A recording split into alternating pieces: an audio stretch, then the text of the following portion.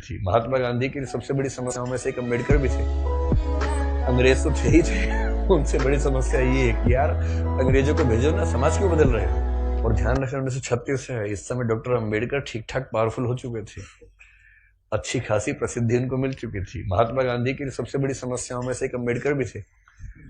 अंग्रेज तो थे ही थे, उनसे बड़ी समस्या ये है कि यार अंग्रेजों को भेजो ना, समाज क्यों बदल रहे हो।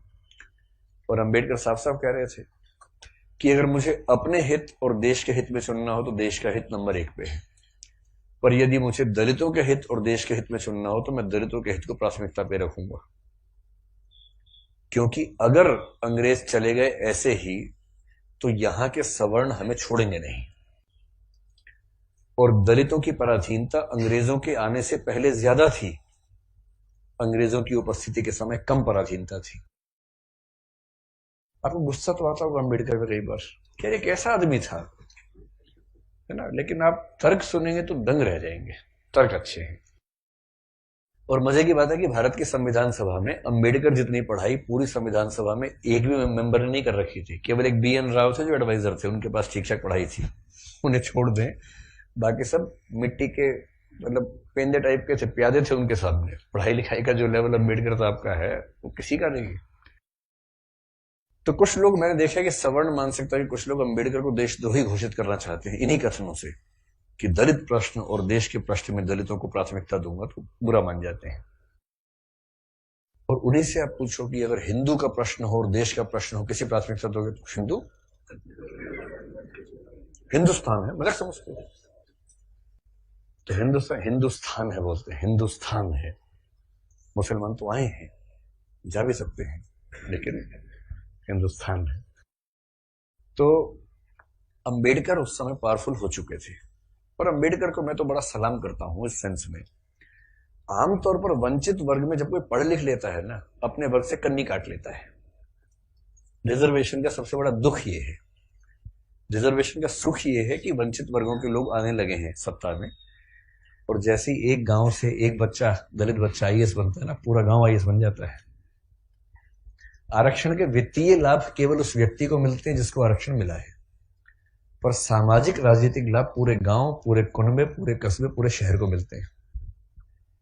कि हमारे गांव का चंदू IAS बना है, और चंदू वर्ग में मान लीजिए SC या ST में आता है, उस दलित जाति के उस गांव के और आसपास के 100 गांव के सब व्यक्तियों के पास कॉन्फिडेंस आ जाता है। कुछ बिगड़ा, चंदू को फोन लगा दिया, चंदू बिटवा देखिए जरा।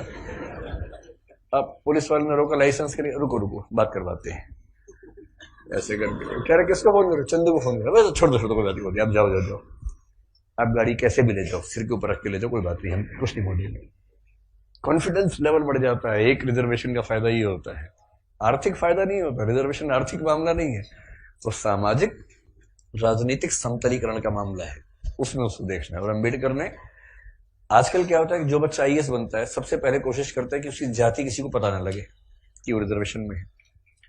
और बहुत सारे लोग SC ST या OBC से रिजर्वेशन का लाभ लेकर अगर IAS बनते हैं तो कोशिश करते हैं कि शादी जैसे सवर्ण समाज में हो, क्योंकि IAS खुद एक जाति है, उस जाति में शादी कहीं भी हो सकती है, वहां जाति प्रथा बीच में नहीं आती है।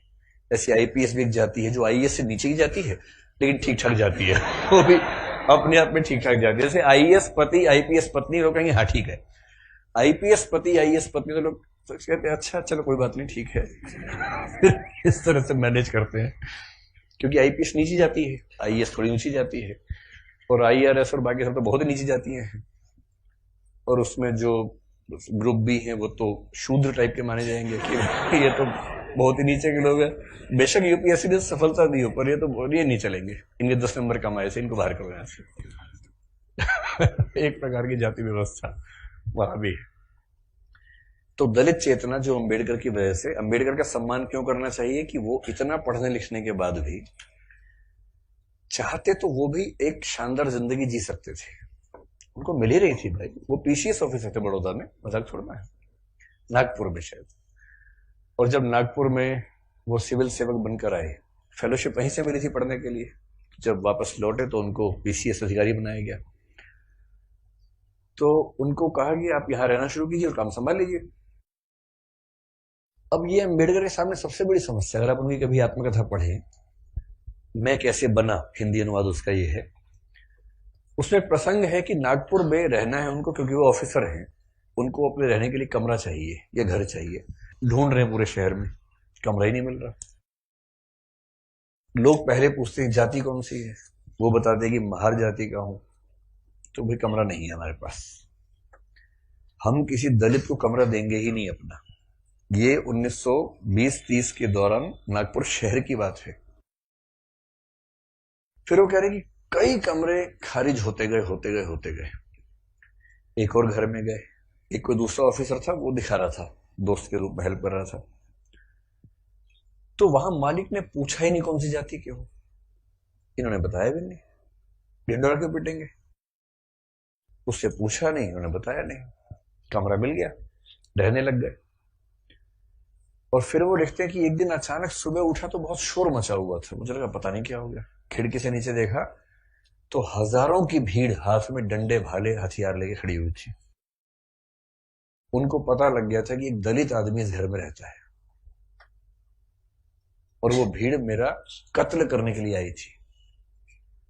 और उसके बाद कुछ दोस्तों की मदद से पता नहीं पीछे के दरवाजे से कहां से किसी तरह से उनकी जान बचा के भगाया गया उनको। इस दौर से वो गुजरे थे। ये उसी देश की बात चल रही है, सारे जहां से अच्छा हिंदुस्तान हमारा, हम बुलबुलें हैं इसकी, ये गुलसिता हमारा, उसी की बात चल रही है। किसी और देश, पाकिस्तान की बात नहीं चल रही है, उसमें पाकिस्तान था ही नहीं, पाकिस्तान पेट में था उस समय अभी हुआ नहीं था, मतलब होने वाला था, अभी नहीं हुआ था। तो उस देश की बात है। और जब वो स्कूल में पढ़ते थे तो स्कूल में पढ़ते इसलिए थे कि उनके पिता सरकारी नौकरी में थे, तो थोड़ा सा ठीक स्थितियां थी उनकी, इसलिए स्कूल में एडमिशन मिल गया। पूरे स्कूल में एक दलित बच्चा था बस, B.R. अम्बेडकर, बस, बाकी सब सवर्ण बच्चे थे। अब दलित बच्चा कैसे हैंडल करे, वो पानी पीने जाएगा, पानी को छू देगा, पानी पवित्र हो जाता है, उसमें हीलियम आ जाता है हाइड्रोजन की जगह। उसके बाद जैसे दलित बच्चा छुएगा हाइड्रोजन के गुण बदल जाएंगे उसमें। तो एक व्यवस्था थी कि भाई पानी पीने की एक जगह थी सबके लिए, एक अलग से मटका था अम्बेडकर के लिए, अलग से रखते थे दूर, उनको वहीं पीना है और मटके को हाथ नहीं लगाना है। अब कभी कभी क्या हुआ, कई बार ऐसा हुआ कि जो आदमी पानी की व्यवस्था करने के लिए तैनात था वो छुट्टी पे चला गया, एक दिन 2 दिन आया नहीं। अब इसको प्यास लग रही है, बाकी बच्चों के पास पानी पीने को, उसको पानी पीने को नहीं है। कई ऐसे दिन गुजारे स्कूल में जब उनको पीने को पानी मिलता ही नहीं था। चेतना ऐसे बनती है, ये सब झेलने के बाद बनती है।